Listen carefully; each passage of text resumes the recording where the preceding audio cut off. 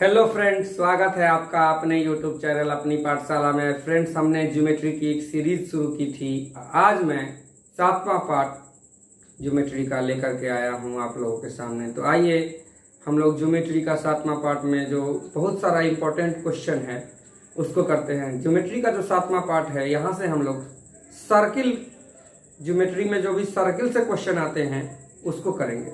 देखिए, पहला जो दिया हुआ है फिगर, उससे यह है कि किसी भी वृत्त के एक जीवा से एक ही खंड में चाहे जितना भी कोण खींचा जाए, सभी कोणों का जो मान होगा वो बराबर होगा। जैसे ये मान लिया जाए कि ये ए बी जीवा है, इसके एक ही खंड की मतलब हो गया कि इस साइड में ही। अब अगर इधर खींचते तो इधर एक ही खंड में, मतलब इधर ही दो कोण खींचते या तीन कोण खींचते, तो किसी त्रिभुज के एक ही जीवा से अगर एक ही खंड में चाहे जितना कोण खींचा जाए, उन सभी कोणों का मान जो होगा वो बराबर होगा। ये थीटा है, इसलिए ये भी थीटा होगा। या मान लीजिए कहीं और भी खींच लें और उसको मिला दिया जाए, इसका मान भी थीटा ही होगा। मतलब वृत्त के एक ही जीवा से एक ही खंड में चाहे जितना भी कोण बनाया जाए, किसी वृत्त के एक ही जीवा से एक ही खंड में चाहे जितना भी एंगल बनाया जाए, उन सभी कोणों का मान, उन सभी एंगल का मान जो होगा वो बराबर होगा। ये थीटा तो ये थीटा, ये थीटा, और जितना खींचा जाए सभी का मान बराबर होगा। एंगल ए, मान लीजिए ये सी है, ये बी है, तो एंगल ए सी बी, मतलब angle A C B is equal to angle A D B है। तो वृत्त के एक ही जीवा से एक ही खंड में खींचा गया कोई दो कोण का मान बराबर होता है। तो ये भी पूछा जाता है, वृत्त के एक ही खंड में एक जीवा द्वारा बनाया गया दो कोण क्या होगा, तो बराबर होगा। चलिए अब आइए, वृत्त के ये अर्धवृत्त है, यहाँ पर ये जो है वो केंद्र है, और ये मान लीजिए कि ए बी जो है वो क्या है, ए बी वृत्त का व्यास है। तो ये आधा वृत्त इधर हो गया। वृत्त का व्यास जो है वृत्त को दो बराबर भागों में बांटता है। तो एक जो है ना, ये वाला भाग जो है वो आधा है, और एक ये वाला भाग है। तो वृत्त का व्यास जो है वृत्त को दो बराबर भागों में बांटता है। पहला ये चीज जान लीजिए, वृत्त का व्यास, अगर ये वृत्त है, इसका व्यास अगर खींचा जाए तो ये जो है उसको दो बराबर भागों में बांटेगा।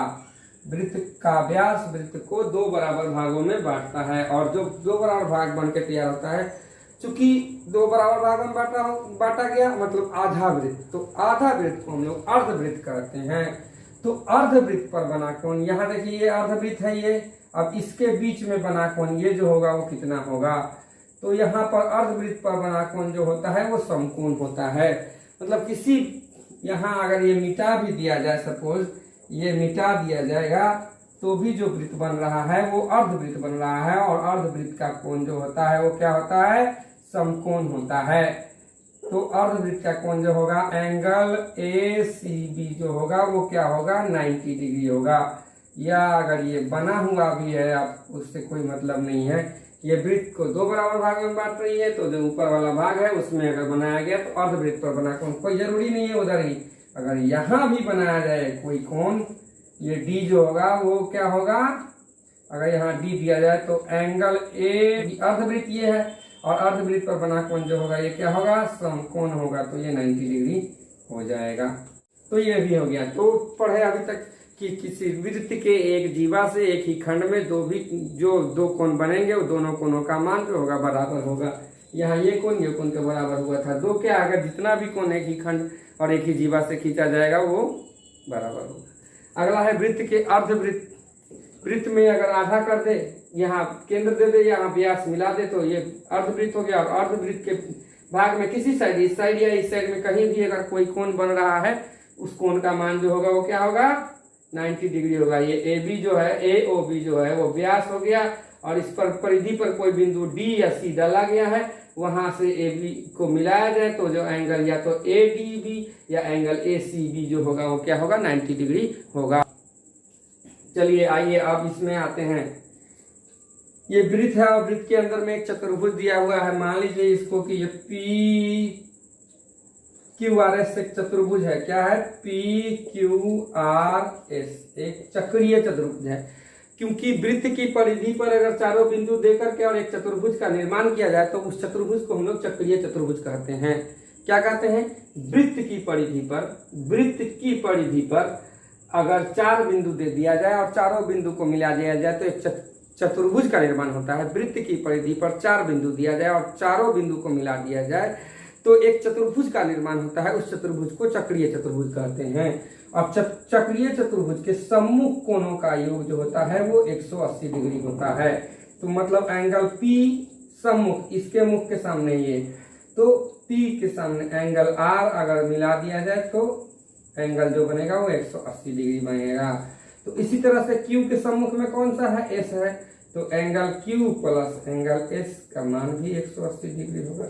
मतलब चक्रीय चतुर्भुज के सम्मुख कोणों का योग 180 डिग्री होता है।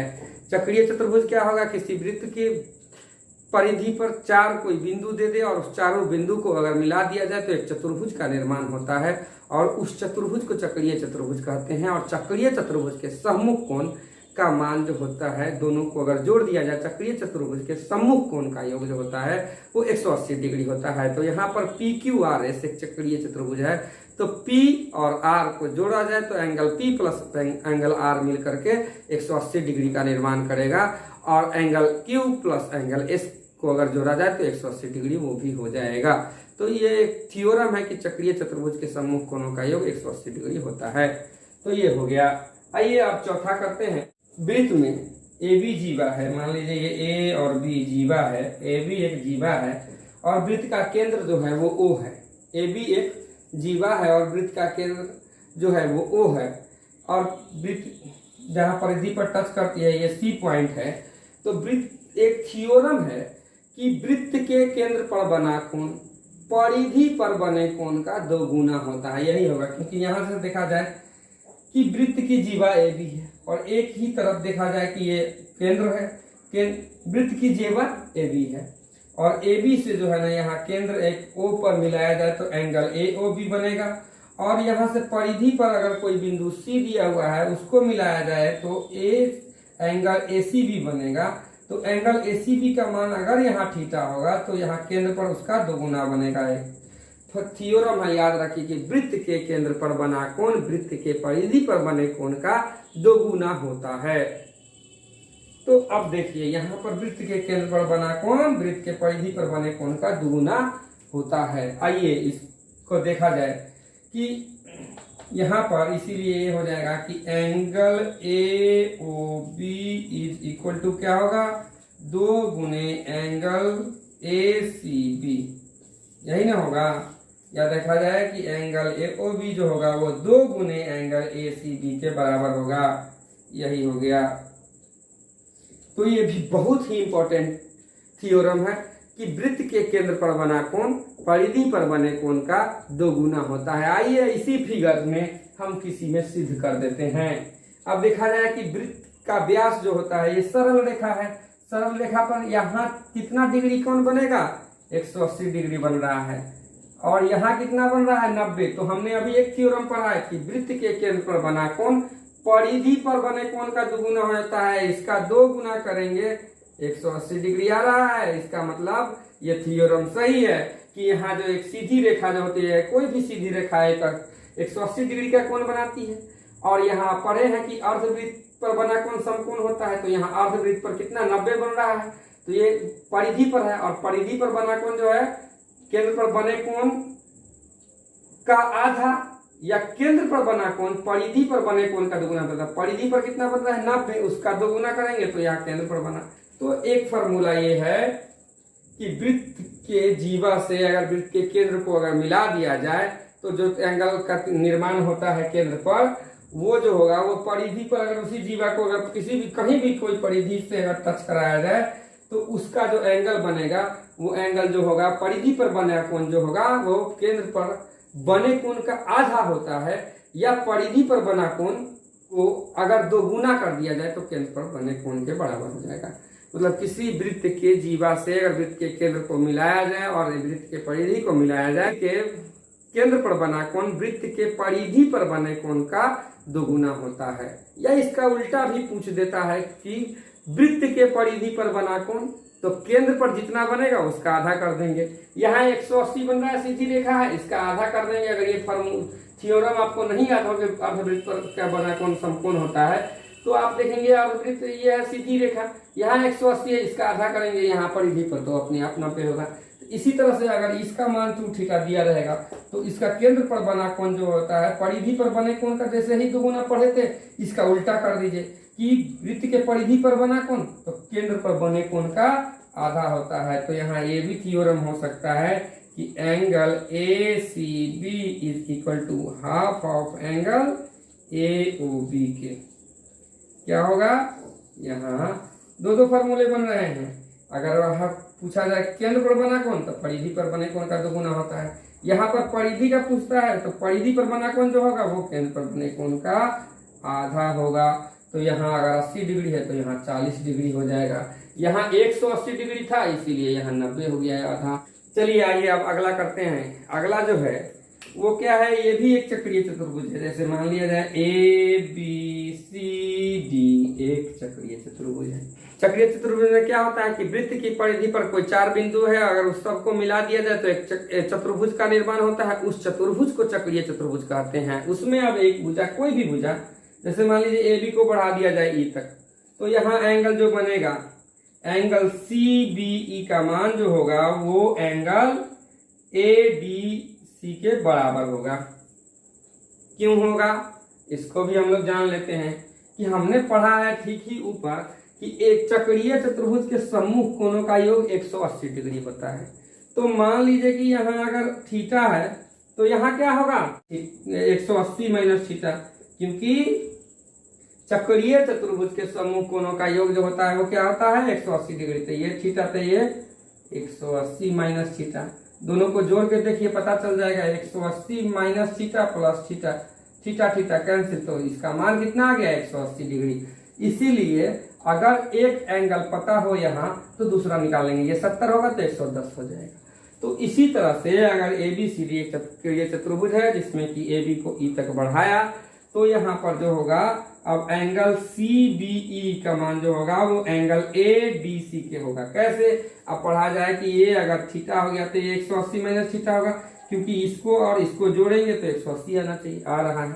और आप जानते हैं कि एक सरल रेखा पर चाहे जितना भी एंगल बने, चाहे जितना भी 1 2 नहीं 10 20 25 एंगल भी बने, सारे एंगलों का योग जो होता है वो 180 डिग्री होता है। तो यहाँ पर एक थीटा बन रहा है तो दूसरा क्या होगा 180 में से घटा के देखिए, 180 में से अगर ये घटा दिए इसका मतलब ये 180 माइनस थीटा हो गया।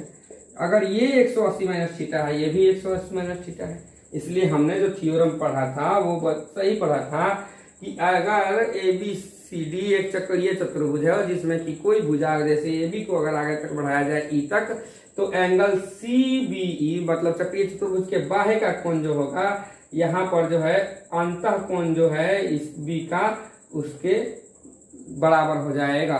तो यहाँ पर क्या हो गया कि ABCD एक चक्रीय चतुर्भुज है जिसमें कि AB को E तक बढ़ाया, तो एंगल CBE जो होगा वो एंगल ADC के होगा।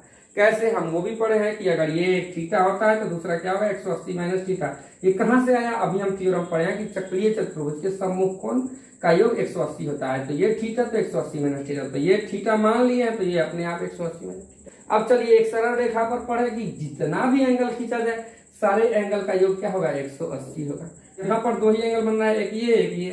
तो अब एक ये बन रहा है ABC, एंगल ABC बन रहा है और एंगल CBE बन रहा है। एंगल ABC का मान हम अभी माने हैं कि थीटा है, तो 180 में से घटा देंगे तो 180 माइनस थीटा ये आ गया, ये बराबर हो गया इसके। इसका मतलब है कि हम जो पढ़े थे वो सही है कि एंगल यहाँ पर लिख दीजिए कि एंगल CBE का मान जो होगा वो बराबर होगा किसके, एंगल ADC के, एंगल ADC के। इससे पढ़ लिए। इसमें क्या एक थ्योरम जो हम पहले पढ़े थे उसका अप्लाई किया, चक्रीय चतुर्भुज के सम्मुख कोणों का मान 180 डिग्री होता है जोड़ने पर। तो चक्रीय चतुर्भुज के समूह कोणों का योग 180 डिग्री होता है। यहाँ हमने रख दिए, एक का थीटा तो दूसरा 180 माइनस थीटा। और किसी सरल रेखा पर चाहे जितना भी कोण बने सभी कोणों का योग जो है 180 होता है। तो एक का थीटा है तो दूसरा 180 माइनस थीटा होगा, तो ये और ये 180 माइनस थीटा दोनों आ गया। इसका मतलब है कि एंगल CBE जो होगा वो एंगल ADC के बराबर होगा। यही इस फिगर में कह रहा था। अगला जो है वो क्या है, दो फिगर दिया है, दोनों जो है एक ही तरह से है कि किसी चक्रीय चतुर्भुज में वृत्त के अंदर एक समानांतर चतुर्भुज खींचा जाए। अगर उसकी चारों भुजाएं बराबर होगी तो वर्ग का निर्माण करेगा, लेकिन अगर समानांतर चतुर्भुज की आमने सामने की भुजा बराबर हो और वो चक्रीय हो तो वह जो है वो क्या होगा, वह आयत हो जाएगा। आइए देखते हैं, यहाँ फिगर 1 में दिया है कि ABCD एक चक्री, पहले तो समानांतर कोई वृत्त था उसके अंदर में एक समानांतर चतुर्भुज खींचे, समानांतर चतुर्भुज खींचे जिसमें कि ABCD जो है ना वृत्त के परिधि पर है। अब यहाँ पर जो है वो क्या है कि AB बराबर है BC बराबर है AD बराबर है CD के, मतलब चारों भुजाएं बराबर हैं। वृत्त के परिधि पर से सटा एक ABCD एक चतुर्भुज खींचे, वो समानांतर चतुर्भुज है, मतलब आमने सामने की भुजा जो है वो पैरेलल है। पहले से समानांतर चतुर्भुज में आमने सामने की भुजा पैरेलल होती है। साथ में ये भी दे दिया हुआ है कि चारों भुजाएं बराबर है। किसी वृत्त के अंदर में अगर एक समानांतर चतुर्भुज खींचा जाए और उसकी चारों भुजाएं बराबर हो तो वह वर्ग का निर्माण करती है। लेकिन किसी वृत्त में अगर समानांतर चतुर्भुज खींचा जाए और उसकी आमने सामने की भुजा बराबर हो तो वह आयत का निर्माण करेगी।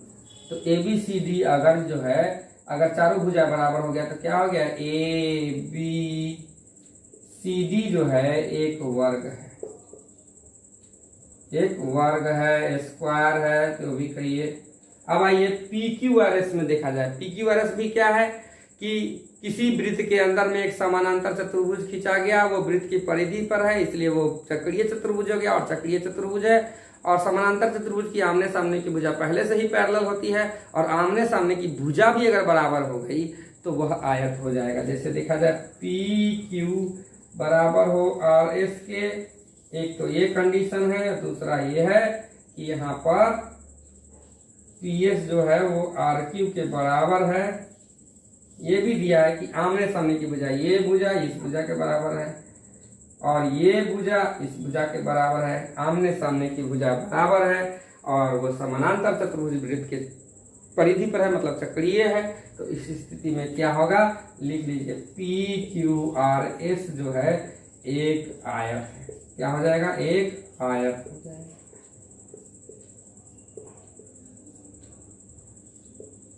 आइए सबसे पहले से करते हैं कि सारा को रिवीजन कर लेते हैं कि वृत्त के एक ही खंड में किसी एक जीवा द्वारा चाहे जितना भी कोण खींचा जाए उस सभी कोणों का मान बराबर होगा। तो यहाँ पर तो थ्योरम यही है कि वृत्त के एक जीवा से एक ही खंड में दो कोण बनाया जाए तो दोनों कोणों का मान बराबर होता है। अब है कि अर्धवृत्त का कोण समकोण होता है। यहाँ की AOB जो है वो वृत्त को दो बराबर भागों में बांटता है। तो किसी भी साइड में अगर जो है ना परिधि पर अगर कोई कोण बनाया जाए वृत्त के केंद्र व्यास से तो यहाँ पर जो है अर्धवृत्त का कोण जो होता है वो समकोण होता है।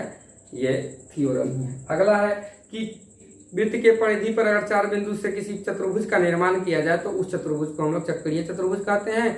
और चक्रीय चतुर्भुज के सम्मुख कोणों का योग जो होता है वो 180 डिग्री होता है। तो angle P plus angle R जो है 180 डिग्री होगा, चाहे angle Q plus angle S होगा 180 डिग्री होगा। अगला जो है अगला में क्या है कि वृत्त की एक जीवा AB से अगर वृत्त के केंद्र को अगर मिला दिया जाए तो एंगल वृत्त के केंद्र पर बनने वाला कोण वृत्त के परिधि पर अगर उसी जीवा से अगर एंगल खींचा जाए तो वृत्त के परिधि पर बने कोण का दुगुना होता है। लेकिन इसका अगर उल्टा हो जाता है कि वृत्त के परिधि पर बना कोण वृत्त के केंद्र पर बने कोण का आधा होता है। एक ही जीवा वृत्त में एक ही जीवा से वृत्त के केंद्र पर और वृत्त के परिधि पर दो कोण बनाया जाए तो वृत्त के केंद्र पर बना कोण जो है परिधि पर बने कोण का दुगुना होगा। या अगर वृत्त के परिधि पर बना कोण पूछेगा तो वृत्त पर के केंद्र पर बने कोण का आधा हो जाएगा।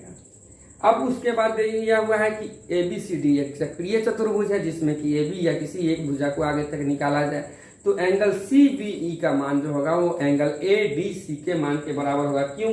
अभी हम पढ़े हैं कि चक्रीय चतुर्भुज के सम्मुख कोणों का मान 180 होता है। ये थीटा तो 180 माइनस थीटा, और एक ही सरल रेखा पर जितना भी कोण बनाया जाए सारे कोणों का योग 180 होता है। तो ये थीटा है तो 180 माइनस थीटा इधर वाले कोण का हो गया, ये दोनों बराबर हो गए यहीं से, तो यही प्रूफ हो गया। अब दिया हुआ है कि एक दो फिगर दिया हुआ है कि किसी वृत्त के परिधि से सटा हुआ एक समानांतर चतुर्भुज बनाया जाए और उसकी सभी भुजाएं बराबर हो तो वह वर्ग का निर्माण करेगी। अगर किसी वृत्त में समानांतर चतुर्भुज ऐसे खींचा जाए कि वह चक्रीय हो जाए तो ऐसी स्थिति में उसके आमने सामने की भुजा अगर बराबर हो तो आयत का निर्माण करती है, और अगर वह चक्रीय हो जाए और उसकी सारी भुजाएं बराबर हो तो वर्ग का निर्माण करती हैं। तो आपको मेरा ये वीडियो पसंद आया तो वीडियो को लाइक करें, चैनल को सब्सक्राइब करें, और जो लोग भी वनडे एग्जामिनेशन की तैयारी कर रहे हैं वो आपके अगर कोई पहचान वाले हों, दोस्त हों, रिलेटिव हों, तो वहाँ तक ये वीडियो को शेयर करें। धन्यवाद।